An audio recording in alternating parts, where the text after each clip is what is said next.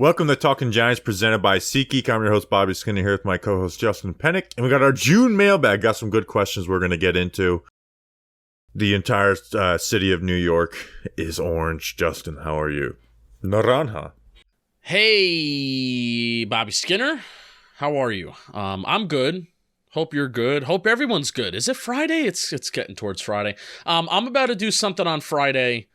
Maybe you've already seen it that I'm going to regret. But you got to say today. That's how podcasts work. Today, yeah. We're recording this on today. I'm going to do something today that you're going to hate, I'm going to hate, we're all going to hate, but I'm going to do it because I have to do it. Twitter forced me to do it. Oh, God. You're going to do a picture. Yeah, I'm going to do a picture. It's all in reaction to everybody's reaction of pictures, though. Okay. All right. I already see. I know you. I know exactly what you're I'm doing it in spite of everyone else. All right, Justin, this episode. If you don't know what that is, that made no sense if you don't know what I'm talking about. Yeah, well, unfortunately you'll see that today. Follow me on Twitter and Instagram if you want to find out. Justin, before we get into this mailbag, this episode was brought to you by some special people. We got Alex Mello, stay mellow, Alex, yeah, and then Kevin Paul. So Mello and Chris Paul, part of the Banana Boat.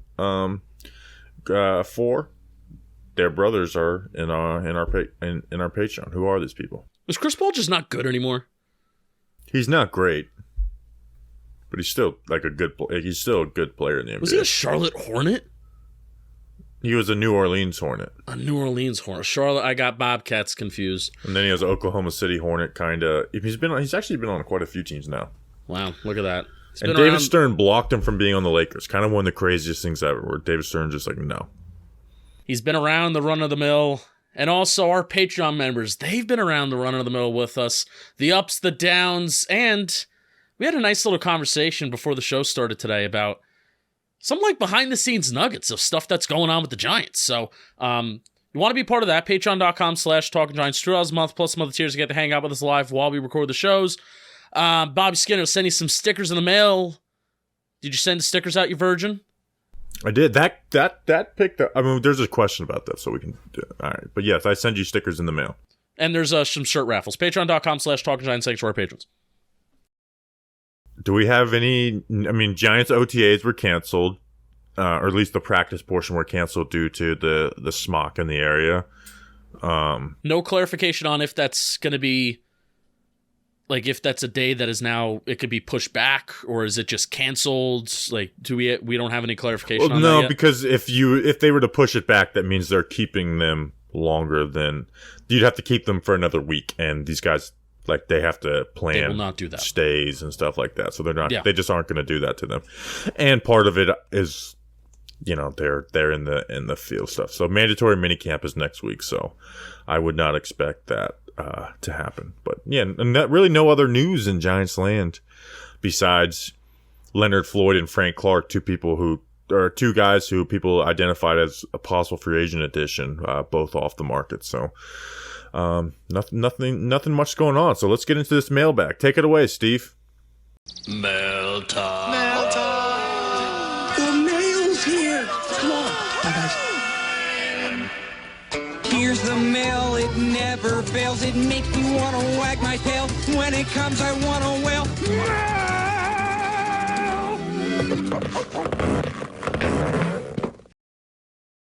Thanks, Steve from Blues Clues. Justin, let's get into the mail. First question is coming from Doug Analytics at Doug_Analytics. What are some key stat thresholds that, if the Giants reach or go above, give a good chance of making the playoffs, and how do they compare to last year?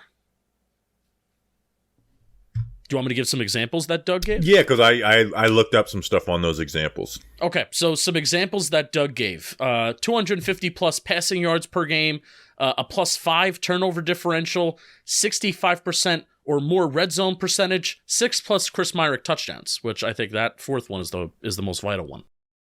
Yes, if Chris Myrick is in 6 touchdowns, it was either the worst season ever or the best season ever. No in the middle. So I went and looked at last year where the Giants ranked in all these.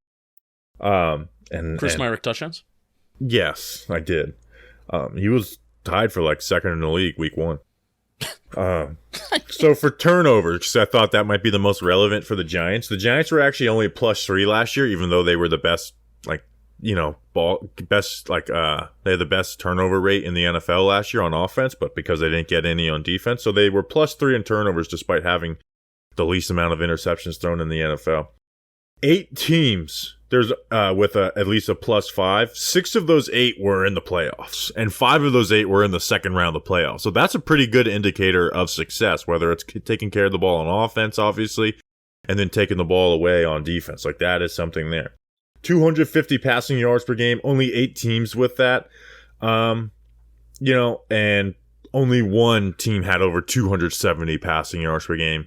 That was the Chiefs, obviously, and we're not replicating what the Chiefs are going to do. So that one, honestly, I don't worry about at all, especially when you have a team that presumably is going to have Saquon Barkley and uses the legs of Daniel Jones.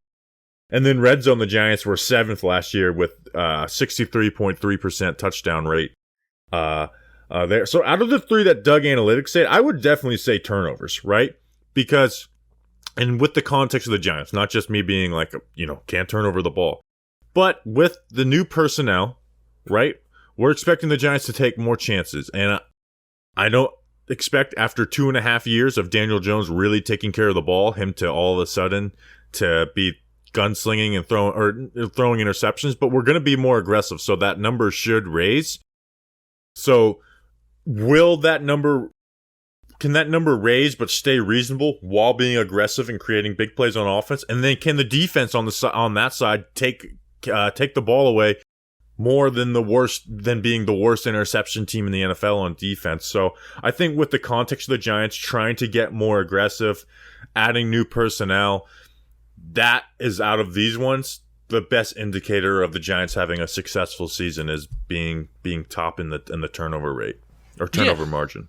Yeah, no, yeah, for sure. And, you know, it goes back to the, you know, biggest areas of improvement that we talked about last episode. And I said, just be more disruptive. And it's especially on the defensive side of the ball, because while I view it as inevitable, this is a positive talking point in my brain, because I'm as a fan, I am forcing myself to think this.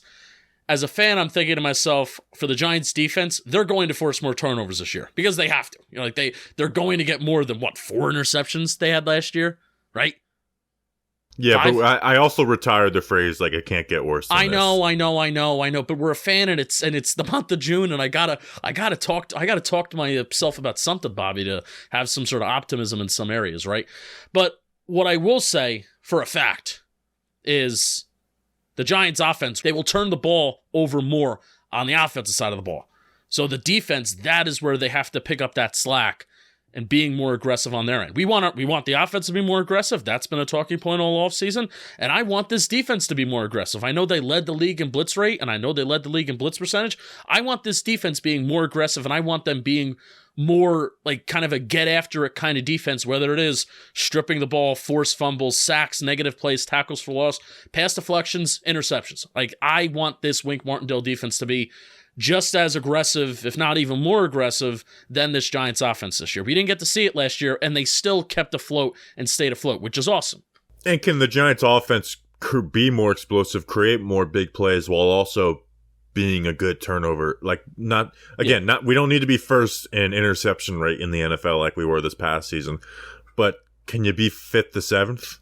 Because that would be very successful if you are creating more big plays. We're not going to be the Buffalo Bills and Josh Allen creating big plays, but you know what? They had a lot of turnovers because of their mindset. So can we find that middle ground of creating more big plays without being a turnover-heavy team either? Yeah.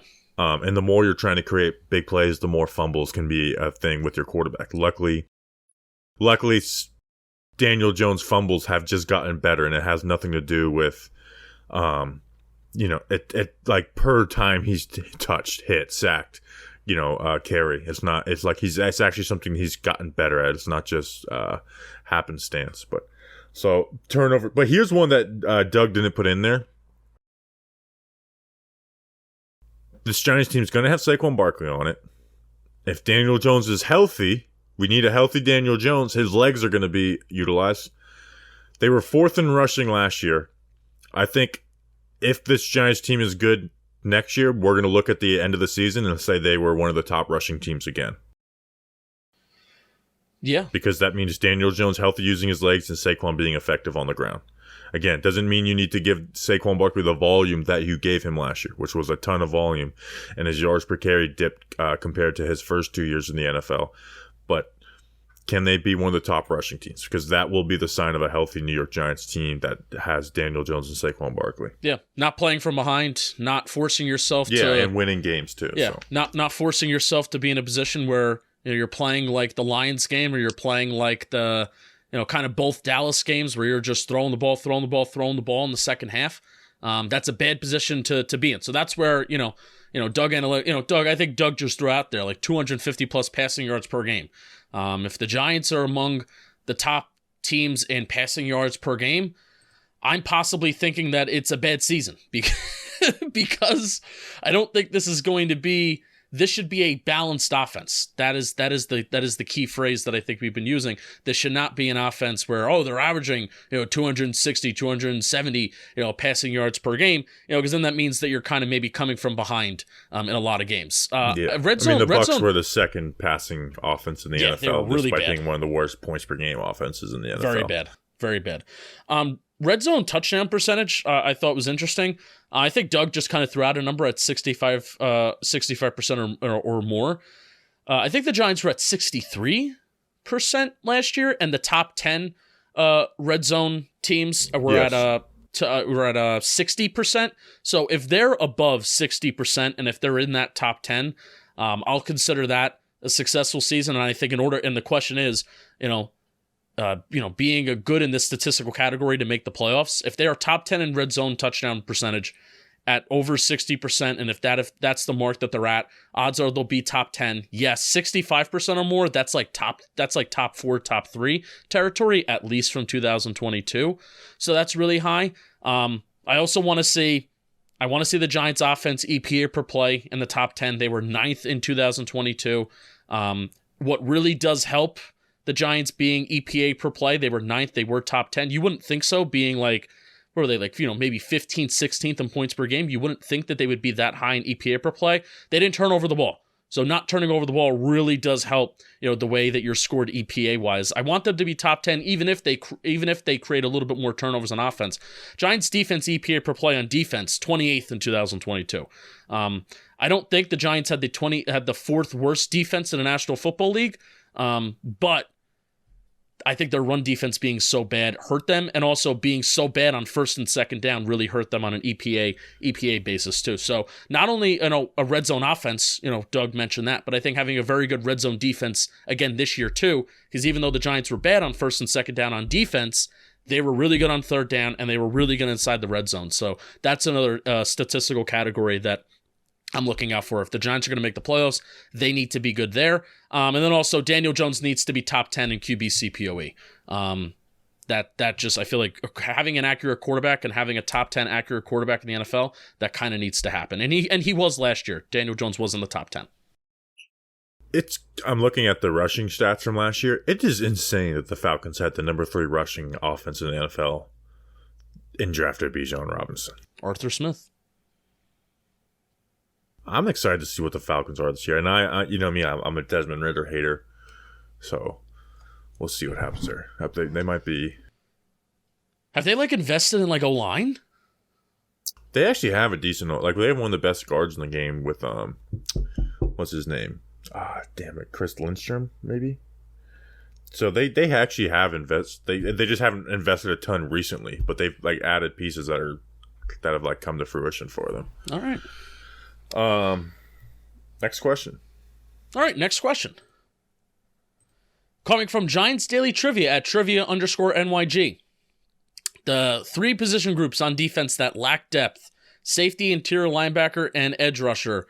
Which is the most concerning for the success of the 2023 Giants? Number 1, part 1.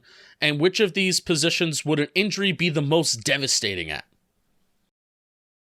So part 1 of it is which of these is the most concerning for you? Which one is the most concerning for you? I think we'll probably agree. Interior linebacker but I have analysis to follow from that. But interior linebacker and an interior linebacker, particularly interior linebacker number 2, is the most concerning for me. Yeah, and it's inside linebacker because, yeah, you added Bobby Okereke, but you still have a starter who no one has any confidence in the second starter right now, unless you really valued that one preseason game with Darian Beavers that Micah McFadden performed better in. There's just no good option for number 2 inside linebacker next to Okereke. The hope is that McFadden maybe made some growth. Davis could be serviceable, having a full offseason within the defense. And obviously they're going to run some one linebacker sets a good amount, but to me, linebacker is the answer for both, because if Okereke goes down, then we're in the exact same boat as last year, where it's like we have the worst linebacker play in the NFL, where we talked about it with safety. It's like the safety depth. It's like the battle for second safety is going to be kind of fun. Like, you have serviceable players there next to McKinney. Now, if McKinney went down, that's still really bad. And then edge. I mean, we basically dealt with. It's the same exact edge room we had with last year, and that room dealt with injuries, and we were able to deal with it. So edge would be the least of the worries for me. But to me, linebacker is the answer for both. Yeah, the only caveat that I thought of is I'm starting to think of the schedule more. And I was on another podcast recently, and they said, like, what's a matchup that you're like looking out for like early on in the Giants' schedule? And I said it's like the 49ers week 2. Because what does Kyle Shanahan do best? Kyle Shanahan is going to find the weak spots and the weak points on your defense, and he's just going to go at that weak spot every single play until you can find some sort of solution to stop it, to stop that offense from doing what they're going to do. So, like, Kyle Shanahan loves to attack, off-ball linebackers and interior linebackers. So I think week 2, we're going to feel a certain type of way about possibly interior linebacker number 2, and how the 49ers are going to be able to run the ball. But then, like, week 1 against Dallas, we could be looking at safeties and, the way that they're able to throw the ball, maybe the way that they're able to stretch the field. I know last year that was, that was a frustrating point. We were missing Xavier McKinney last year, that Thanksgiving game. And, we were, stressed about the safety depth last year against them. So I think it definitely could depend on the opponent. It depends on the week. I know all offseason we've just talked about, bashing interior linebacker. I think it's definitely going to depend on the week for us. And that's why I'm hoping that at least somebody in the safety room can step up and we can feel better about that versus interior linebacker. I'm not betting on it. Yeah. I mean, linebacker, it's just, you didn't add any type of, like, you added Bobby Okereke, and you didn't add anyone. Like, you didn't add anyone in the draft. Mike McFadden is like, does he have the build to be in the NFL? Darian Beavers was a 6th-round pick who was 24 years old, who tore his ACL. Jared Davis has been, the Lions with their bad run defense won't even take the guy off the practice squad. You're gonna have a bad starter there. Right? And there's not like at least with safety next to McKinney, it's like you have the hope for Belton. And we just got a little nugget from Sean Morash about that he was the collarbone was re-injured last year, and that's a big reason why he wasn't playing a ton. Pinnock is a good athlete who's still fairly new to the safety position. He's only played 2 years of safety in the NFL. Javarius Owens, everyone knows how much I love that pick in the 7th round. And then we have Bobby McCain, who started a lot of games in the NFL, after transitioning from corner, his first 4 years in the NFL. So you just glanced over that Dane Belton point, but that's kind of a big deal. Yeah, so go check out One Giant Step, Sean Morash's podcast. He had Belton on today, and he broke the news like, yeah, I re-injured my collarbone. We've all been like, what happened with him? Why did he fall out of grace? And he did play throughout the season, but it was pain management.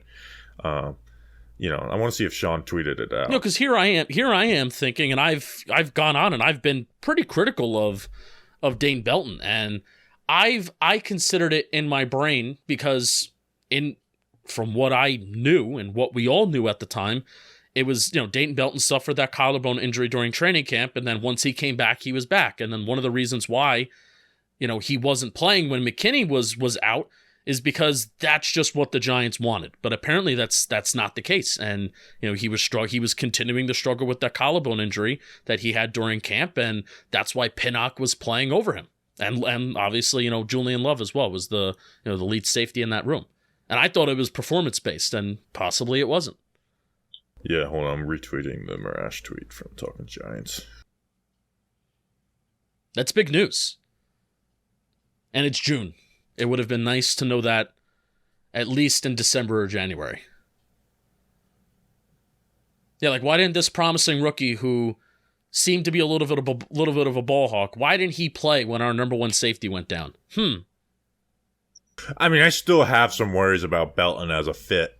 I was an every down player. But yeah, that obviously is significant. Where like Belton as that third safety was doing some good stuff in man coverage. Nothing blowing you away or anything, but he was able to play man coverage on the tight ends. Now, that Texans game, he did have the interception that game, but I didn't come away from that game inspired from it. Like the play before, he got beat for a touchdown, but there was a penalty called that called it back. And then the Texans literally ran the same play again. And he like that. Remember that one big run the Texans had? That was Dane Belton not fitting the run well. So I still do have some worries about him as a every down player, not just a third safety. Which we kind of talked about him when we drafted him as like the Julian Love career would be ideal for him, where it's like that third guy. But yeah, we didn't. But again, he may be like the for sure starter in that group, and they freaking drafted this guy with an early 4th round pick and really love him. And we've just been like, why did they play Pinnock over him? So thank you, Sean Marash, for doing your job. For simply asking him a question, and then it seemed like Dane Belton was pretty open. Like, I've been getting the collarbones were work in progress. Like, I haven't been practicing at OTAs. It's never come up with anybody. Belton's a big hot dog guy too, by the way. Belton is a big hot dog guy. People gotta leave him alone. They've been criticizing him too much. People gotta leave him alone. Let the man live his life. Next question. Next question is coming from Nico Risen at _kaboom_. Read an ad. Hit it out of the park this baseball season with DraftKings Sportsbook. New customers can bet just $5 and get $200 in bonus bets instantly when you use code WORLD, only at DraftKings Sportsbook. So whether it's baseball, who's that new guy on the Reds? It's Onelli Cruz.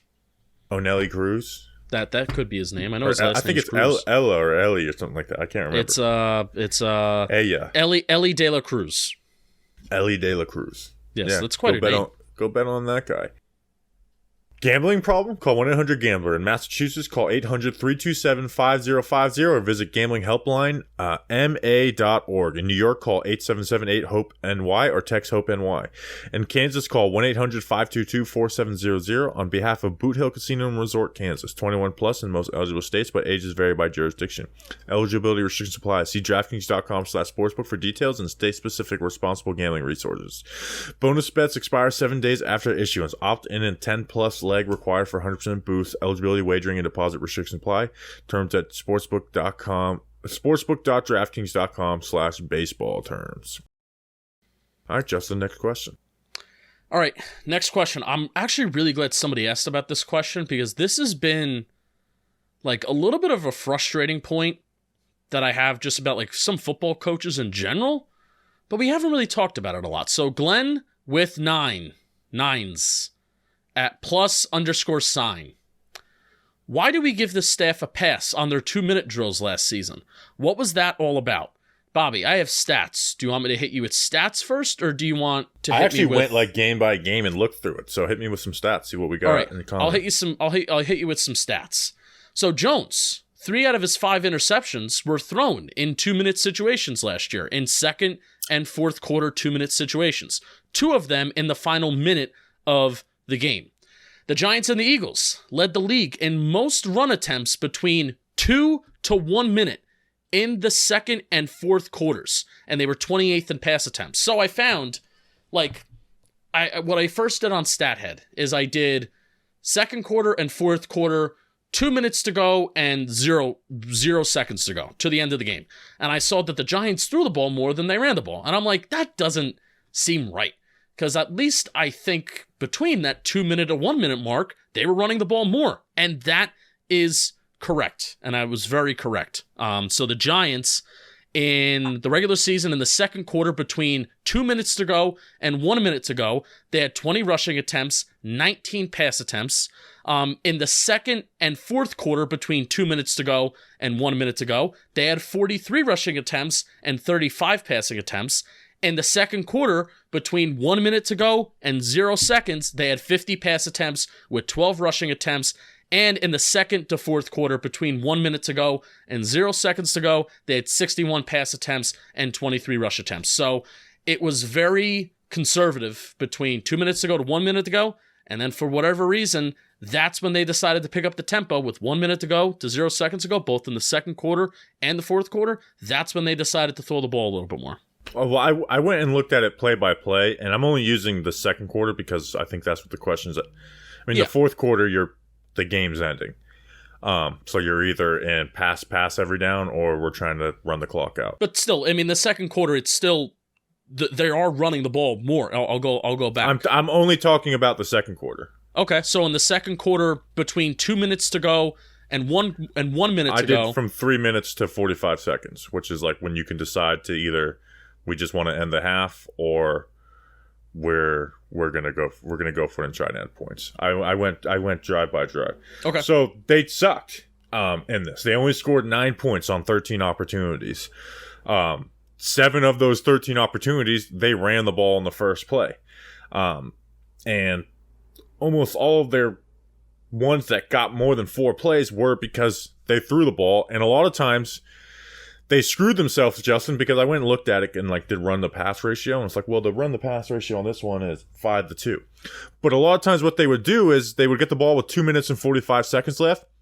They would run the ball the first 2 times and then be stuck in 3rd and 5, and they'd throw the ball and Daniel Jones would convert. And then they would start passing the ball, but it's like you've already taken a minute off the clock, and they don't call timeout when they run the ball in first and second. Yeah, they start with the idea of hey, we just want to run the clock out, and then they get the first down, and they're like, all right, we might as well go for it now because they're not going to get the ball back, and it just was very frustrating. I remember being frustrated about that in the season and criticizing Dable for that in season. And can I tell you who it reminded me of? And I hate to say it because they did the same thing. Joey. Garrett and Judge did the same thing. Yeah, it was one of the few frustrating things about Brian Dable last year, where it's do you guys plan to go for this or not? Because you're getting a first down after 3 plays, and then you're deciding to go for it. The only time that going for it, the 2 minute drill screwed them was week 3, where they went for it on 4th and 2, and then at the end of the half, and then the Cowboys just kicked the field goal right there because there was 2 seconds left on the clock. That's the only time they were ever bid on the. So and hey, that could be the counter side to this. Is hey, we didn't give up points though because we got over aggressive with 3 minutes left. And that's the really the only counter argument to it. But again, they were not aggressive. Now there were some times where it's they got the ball moving, and again, this could be a counterpoint to it too, where they got the ball moving. They had that Vikings game. The Vikings game in the regular season, they had that 29-yard double move to Isaiah Hodgins getting the ball. You get 40 yards, and then a first down sack ruined it. So there was a lot of times where they did get the ball moving a little bit, and then a sack would ruin it. And obviously when you're in passing situations, teams are putting their ears back. It's more drop back, and that's when the Giants' offensive line issue shined a little bit. So it was a personnel issue, but I also was a little all right, so what if you get a sack? You're still leaving with 0 points on the board. So I hope that is something that they address and trying to change as a mindset, because they were extremely conservative. Even if you look at, their, let's see, what did I have on it? And the 3 minute to, when a drive started with 3 minutes to 45 seconds left, it was 54 passes, 22 runs. And it was very much run, then pass. And then they would, a drive would end up with a 5-2 pass to run ratio, with the first 2 plays are running. And by the time they got the ball moving, the clock was running out. So, and they only got 9 points out of it. It was the field goal versus the Cowboys on Thanksgiving. That was a 7-1 pass to run ratio. They went for it. The field goal versus the Commanders, where remember that was actually the one time where they ran the ball and where they get success. I was on those, like Saquon had like 2 or 3 draw runs that created big plays. And then the most frustrating thing is, remember they finished that off with a read option, and it's like, dude, and then the Colts at the end of the half, where they went 8 passes, 0 runs, and got the field goal. So they were very conservative, and I hope that's something that they've went and looked at their self-scout and said, yeah, we need to be more aggressive now that we have some more of the personnel that we want on this team. Yeah, I'm looking solely with 2 and I'm only minutes talking left. end of half, because that's when you can make a decision. At the end of the fourth quarter, the situation is dictating your decisions. Yeah. Yeah, 2 touchdowns, 4 field goals with solely at the end of the first half. And if between 2 minutes to go and zero Yeah, well, I did when the drive started. So there's touchdowns that were. What StatHead is doing is not when the drive starts. What StatHead is doing is that if they have the ball between 2 minutes to go and 0 seconds to go in the second quarter, that's what they're tracking. So the drive doesn't mean the drive starts at the 2 minute mark. Yeah, because there were some 8 minute drives that started with 10 minutes left. So yeah, for sure.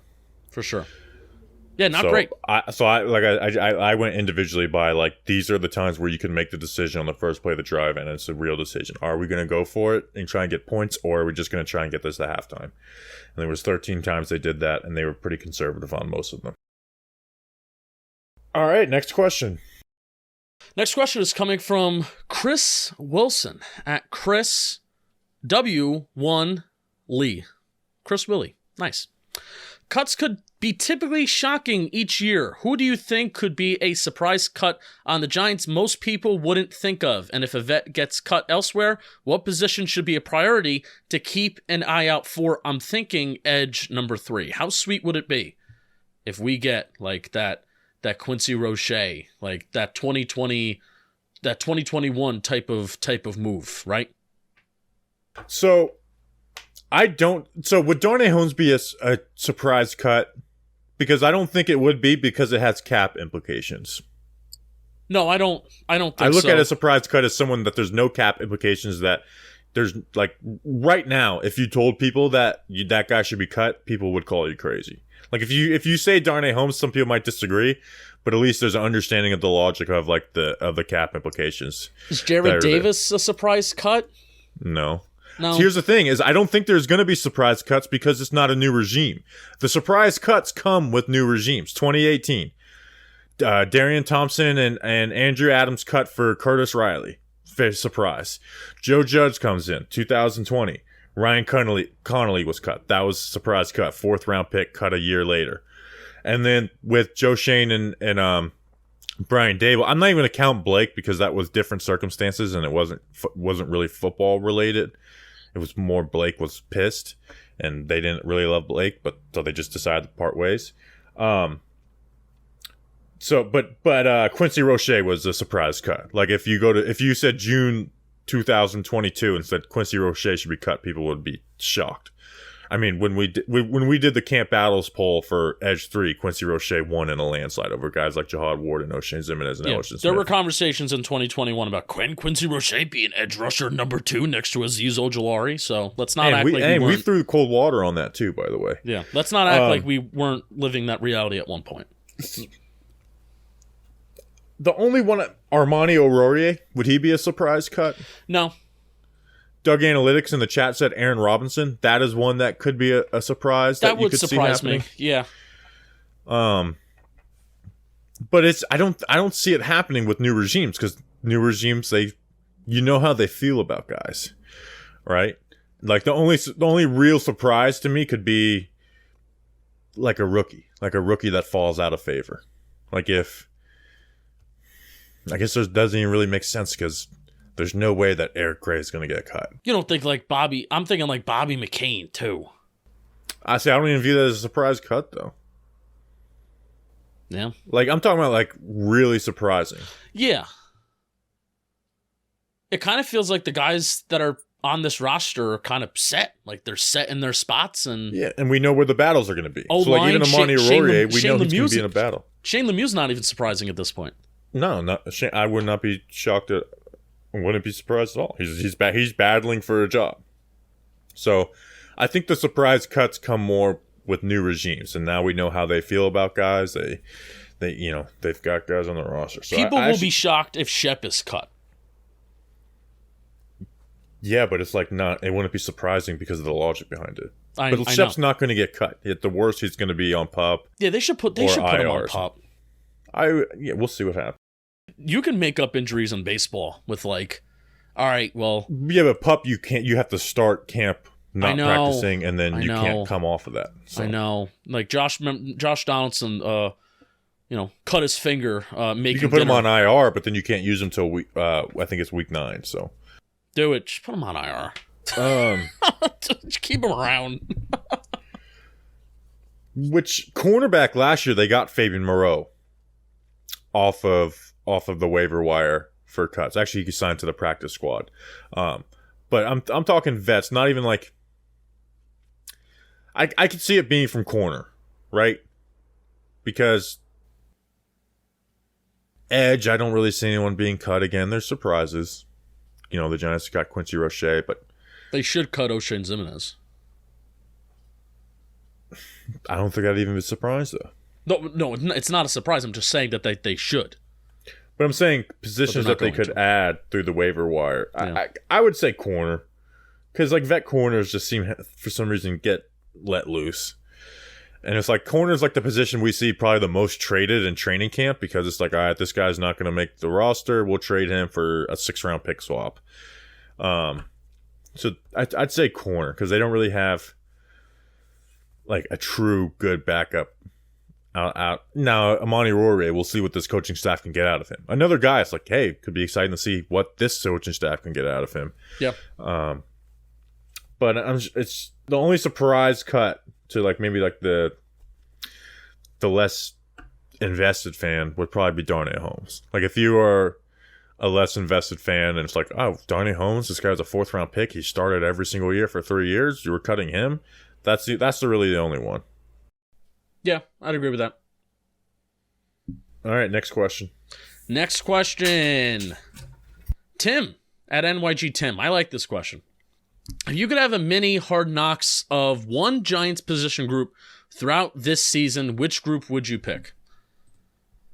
I think this is easy for me.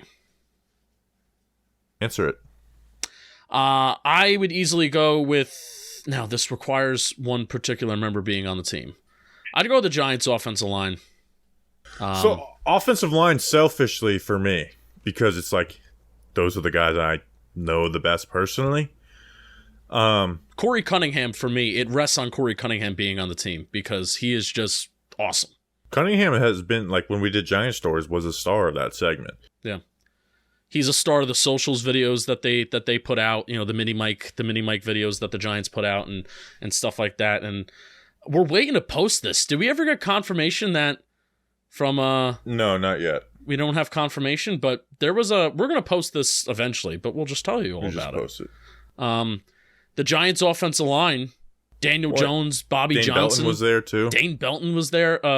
They were at a bar in New York City after practice a couple days ago, and I think it was, I'm going to say it's Corey Cunningham. I'm pretty sure it was Corey Cunningham was jamming on the drums with our guy Mikey. He's an editor at John Boy Media. Our guy Mikey's band. Corey Cunningham got on the stage and was jamming on the drums, and Jones was there, Bobby Johnson was there, Dane Belton was there, the rest of the offensive line was there, so it was cool to see those guys, and Corey Cunningham was jamming, man. At least I thought it was Thomas at first, because I know he has that musical background, plays the piano, but we're trying to find out exactly. It was either Cunningham or Phillips. I couldn't tell the difference. Yeah. Wide receiver would probably be good, just because one, you have a bunch of them, and it's just an ego-filled room. It'd be fun to see how David Sills interacts with them. Jalen Hyatt as a rookie. Wandale seems to be kind of like a character. Do they make short jokes to Wandale? Slayton's funny, yeah. But I think just the most personality would be edge. I mean, you got Kayvon and Hottie. Yeah. Do you think they can? And I'd like to see how Kayvon is behind closed doors. So, a little comment is how much does Kayvon? Because Kayvon's very philosophical. I want to know if that's just for the cameras, or does he actually act like that behind closed doors? And remember when after the Commanders game, what did Dexter Lawrence say? like his first reaction to Kayvon scoring the touchdown. It's like, oh, we're going to hear about that the whole way back home. Like, all right, like, okay. So that kind of gives you a little peek.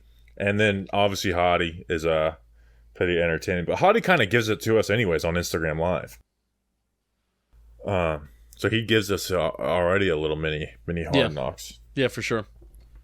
And then D-line is the funniest group though.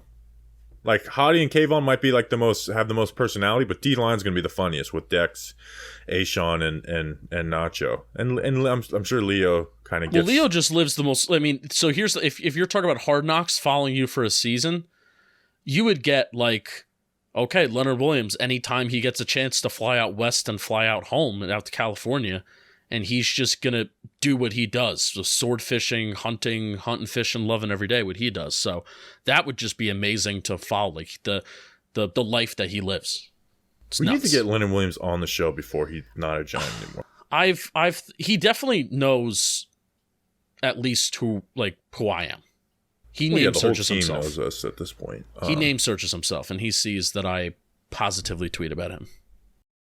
Yeah, I mean, this sounds really like douchey, but it's like the whole team knows about it. Like, so when I made that, when I actually asked Julian to do it, which is funny, like the whole joke of like asks Julian to edit this. When I asked Julian to edit the him holding the gun with the extended clip. Yeah, Daniel Jones. Yeah, it's like me and Julian were talking. It's like we know for a fact that like when that gets posted, that is shared around the locker room. It's like the team is sharing that. Like they're all group texting that or in the locker room type stuff. You know who I was with yesterday? Oh yeah. I showed him that picture and he left. Like he got a big kick out of it. Yeah, so it's like that type of. So this sounds very douchey to say that, but it's like it just is true. All right, next question. Next question is coming from Research Rick, MYG fan in Charlotte. When there are full contact practices with the Lions and the Jets, why should any of Daniel Jones, Saquon Barkley, Darren Waller, Paris Campbell, Darius Slayton, Andrew Thomas, Leonard Williams, Dexter Lawrence, Adoree Jackson, or Xavier McKinney play a single snap in the 3 preseason games? And I kind of agree. I kind of think they shouldn't. I disagree. I disagree pretty strongly on this. One, the Jets game, they won't play snaps, right? Because that's going to be the third game if we're going off of what they did last year. So the third game, they're not going to play snaps. So the Jets game, they're not. The Lions one is the first preseason game. You're still very early in camp. And in the first, again, if we're going off of history, the starters only played 2 series in that game. Right? So they're not going to be playing very much in the preseason. And then the second preseason game, we're not doing joint practices. And that's when the Giants offense, or, the Giants starters get a full half. Now, again, there's differences. Like, I don't think D linemen need a ton of reps. But your quarterback does. It matters. It's so much different than practice, and especially for the quarterback position when you're not wearing a red jersey and you're facing live bullets. It's just a totally different animal, and where there's consequences for bad decisions, and not just let's move to the next play. You're going to get yelled at in the meeting room. Like there's actual in-game consequences for making bad decisions. Fans are there. There's pressure. Like it just matters for quarterbacks. And guess what? If you're going to have the starting quarterback out there, you've got to have the starting offensive line. Yeah. You got to have the starting wide receivers out there. Obviously, and again, you can make exceptions. Like Saquon, Saquon got 1 drive last year. We didn't see him for the rest of the preseason. Saquon's not playing in the preseason. Yeah, don't need to see Saquon. So there is exceptions to the rules, but like most of those guys that research Rick, especially Daniel Jones, I want them playing the preseason. Guess what? The Giants were a team that played their players in the preseason, and less coaches are doing that. The Giants started 6-1 last year. They started hot, and I believe, there's no tangible evidence, but I bet that helps a little bit. For offensive linemen, shaking off the rust, playing without baggy jerseys that defensive linemen can hold on to. I just think a lot of it makes a difference. Where holding penalties are going to get called. Like I just think it makes a lot of difference, and even on the D line, like dealing with live speed, reading blocks and stuff. It's just different not playing against your guys and not in a practice setting.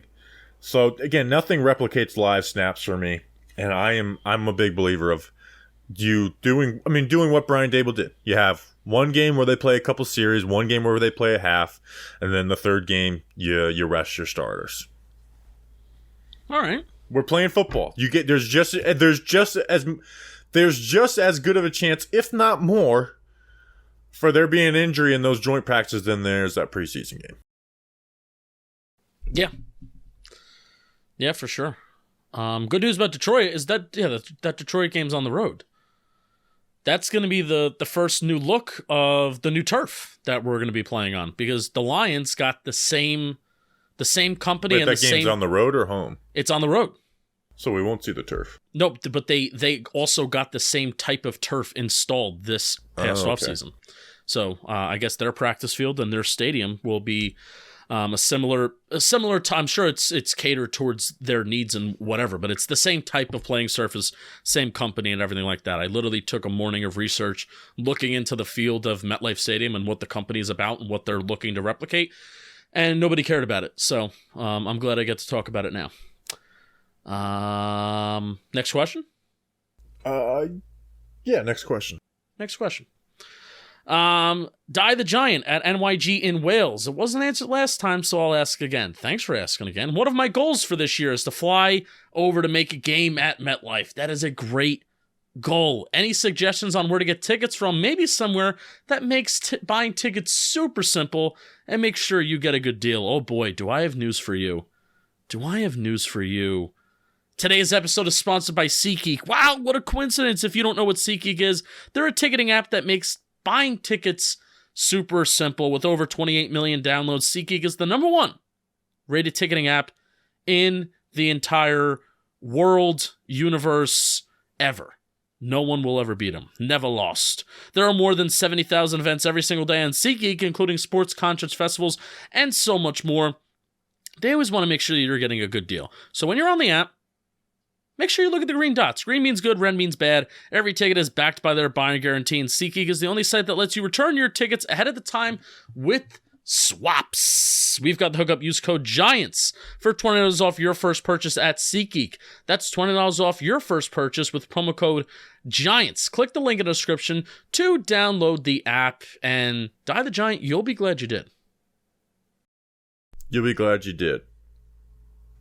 Next question. Mr. Brownstone, the Natty Daddy, Vanilla Gorilla 89. Uh-oh. This is where you screwed up. Where did I screw up? You didn't look at the refresh mailbag. Oh, I didn't look at the refreshed. I make a copy. Oh, sugar. Because I'm going to read an ad, and we'll guess what to insert it somewhere else. Okay. No, I'm not inserting it somewhere else. People are going to have to deal with it. All right, do this question, and then I want to talk about something afterwards. So where are the stickers, Mr. Brownstone? People love that story. I was surprised. After I told it, I was like, oh, that's a stupid story. But we got a lot of comments and tweets about it. People really thought it was funny. And we're a bunch of virgins. We're all virgins together. Yeah. I had one person I felt bad because she just didn't get the joke. And it was just like, congrats to saving yourself from marriage, Bobby. Like, shout out to Bobby Skinner for saving himself. I wonder what percentage of people are just like, oh, they're having a very serious talk just right now. Finger snaps. People really like that. And it also has me on my sticker game too, where it's like I got to get these out quicker before people lose their mind. You don't want to be a virgin. Yeah, and I just, I don't need. What was the guy's name? Let me pull up his name. Oh, don't say his name. Why not? He didn't give me his last name. Maybe that's why that could be a reason why. It's like his mail. They just didn't send it to him because it's only Matt. The most frustrating part of the message, I'm looking at it, and I was like, sent them to your address listed twice, something wrong on your end, but I'm just glad I got your $20. And he just says, no, you didn't. I was like, do you think I just send stickers to everyone and decided you specifically who complained about it to not send them? Like, come on, man. Come on, man. I have an OTA question for you that we haven't gotten a chance to talk about. That is email. What? They're like cross-training a few guys at different positions. So, and this could just be a spring thing with OTAs, or it could be an actual thing that they're going to do. So we'll see in training camp. Nick McLeod at safety, and the more notable one is Cordell Flott in the slot. Now, I think Cordell Flott in the slot, like they actually drafted him to play in the slot, so that makes a lot of sense. But Nick McLeod at safety, What are your thoughts on that? Obviously, like, hey, and he basically good. played safety last year. Yeah, okay. Tell me about it. I mean, he was kind of like that jack of all trades guy for them last year. They put him at safety, they put him at corner at times. They just kind of move him around. So, again, he's a guy who can play special teams, depth piece, and maybe we forget him when we talk about the 53-man roster. Or actually, I don't think I did forget him. He made it on mine. I think he was one of your first 3 out. Maybe, but hey, I think he'll get you. Hopefully, he's not getting used a ton because just starters just separate themselves as starters. Is this the new Julian Love?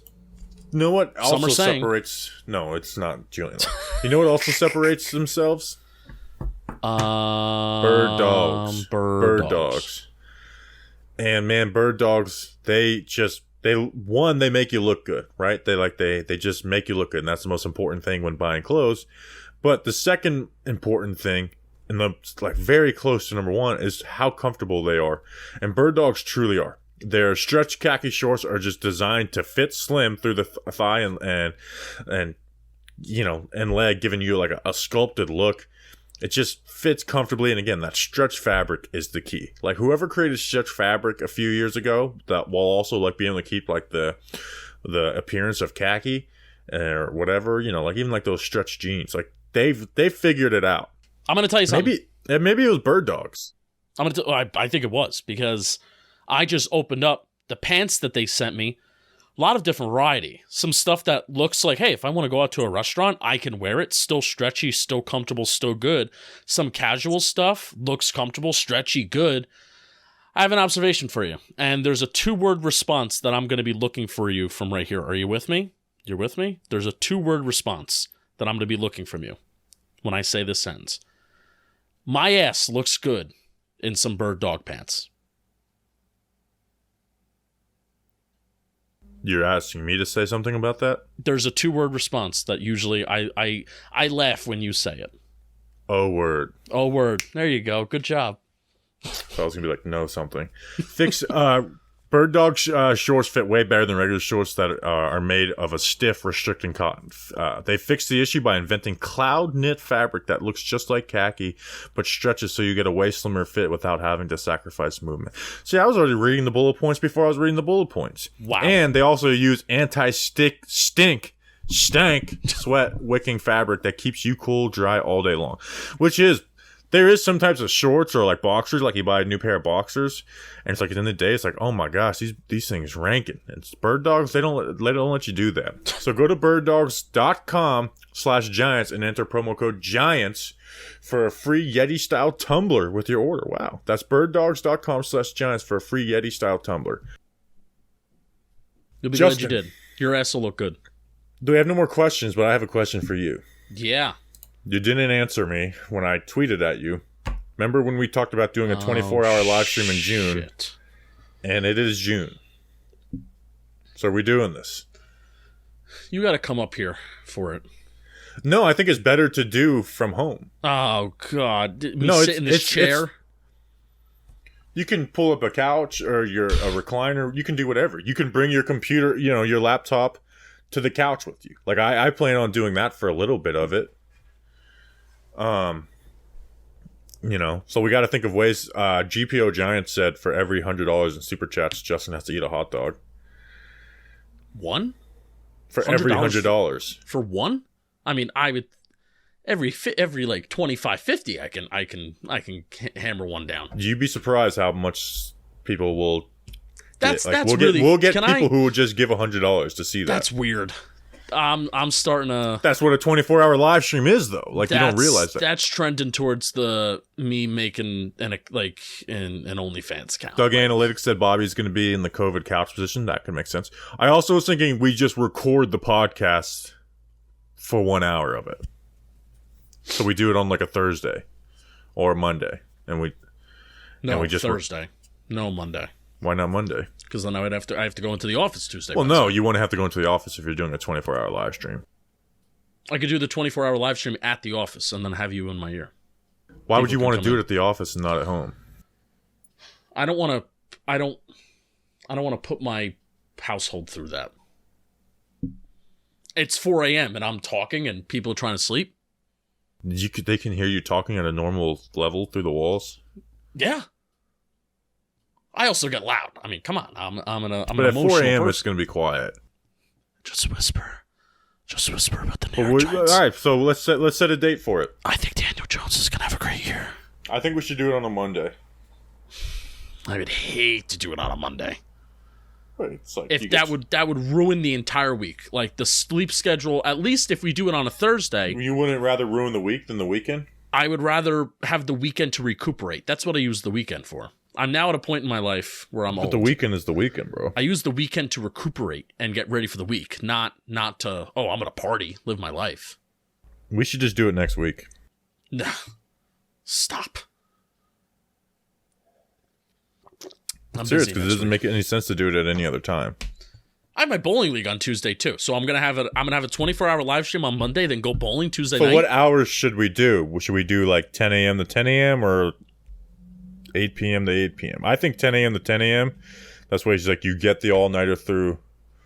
It's like the all-nighter. Like that's crazy. It's a normal day, and then it's like just get through this all-nighter, and then I get to sleep. I feel like I would need to give people my address. Like I would need to give Dan Schneider my address. Well, we'll have Danny King on for it. We'll let people, listeners. I want people coming to my house. I want them being with me, not on StreamYard. So, and we have to think of things to do besides just answering chats. I'm not prepared for this. We should get this sponsored. Yeah, we do. Who do I message? Jeremy? Yes, message Jeremy. All right, let me message Jeremy right now. I can't believe we're doing this. It'd be good to have Danny King on since he's like 3 hours in a different time zone. So Danny King's back home, dude. Oh, he's back home? He's done? Yeah. He was there for 2 weeks. He got the job in like April. Oh, that's right. It's June. What the hell? Training camp right around the corner. Have you talked to them about getting that sponsored, by the way? No. All-Star game. No, that's too soon. That's in July. It will be a topic that will be talked about. So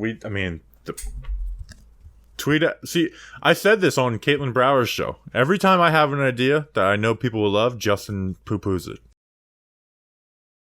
Yeah. So we gotta. You said you were down for it. So when did I say this? You said it because at first you didn't like it, and then we were on the phone, and you're just like, yeah, I'm actually like, that's something we definitely should do. I must have been feeling good that week. Yeah, you were. It was surprising. All right. All right, so we'll look out for when we're gonna have a 24-hour live stream. I'm gonna get some Pinots, get some Pinot Grigios and snacks, and have him come on. Yeah, we can get snacks on for a little bit. I would love that. Do a little drinking or something.